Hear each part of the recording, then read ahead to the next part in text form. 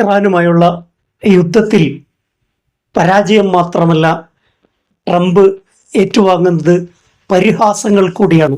അമേരിക്കയുടെ ചരിത്രത്തിൽ ഇത്രയും പരിഹാസ്യനായ, അപഹാസ്യനായ ഒരു പ്രസിഡന്റ് ഉണ്ടായിട്ടില്ല. ഡൊണാൾഡ് ട്രംപ് ഇന്ന് ഒരു പരിഹാസ കഥാപാത്രമാണ്. ഇറാൻ മാധ്യമങ്ങൾ ട്രംപിനെ കണക്കറ്റ് പരിഹസിക്കുകയാണ്. ട്രംപിൻ്റെ അവകാശവാദങ്ങൾ ഓരോന്നും ഖണ്ഡിച്ചുകൊണ്ട് building castle in the air, ആകാശത്തിൽ കോട്ട കെട്ടും പോലെയാണ് ട്രംപിന്റെ ആഗ്രഹങ്ങൾ എന്നാണ് ഇറാൻ മാധ്യമങ്ങൾ വിശേഷിപ്പിച്ചത്.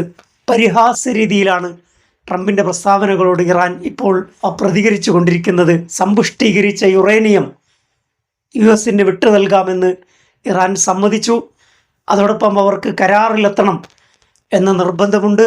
US ഏർപ്പെടുത്തിയ ഹോർമൂസ് ഉപരോധമാണ് അവരെ ചർച്ചയിലേക്ക് എത്തിച്ചത്.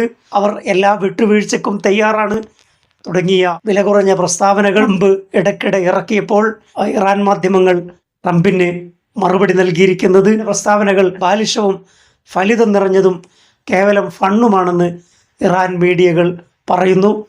ആകാശത്തിൽ കോട്ട കെട്ടും പോലെ ആഗ്രഹങ്ങളാണ് അമേരിക്കൻ പ്രസിഡന്റ് പറഞ്ഞുകൊണ്ടിരിക്കുന്നത്. ട്രംപ് ഇത്രയും അധികം പരിഹാസ്യനായ, അപഹാസ്യനായ ഒരു ഘട്ടം ഉണ്ടായിട്ടില്ല. വൈകുന്നേരം 4 മണിക്ക് ശേഷമെങ്കിലും സോഷ്യൽ മീഡിയ പ്ലാറ്റ്ഫോമായ ട്രൂത്തിൽ പോസ്റ്റുകൾ വിലക്കുന്നത് നന്നായിരിക്കും. ആ ഉപദേശമെങ്കിലും ട്രംപിന് നൽകണമെന്നാണ് അമേരിക്കയിലെ ട്രംപിൻ്റെ രാഷ്ട്രീയ വിമർശകർ പറയുന്നത്. ട്രംപ് തീർത്തും അപഹാസ്യനായിക്കൊണ്ടിരിക്കുകയാണ് അമേരിക്കയിലും പുറത്തും.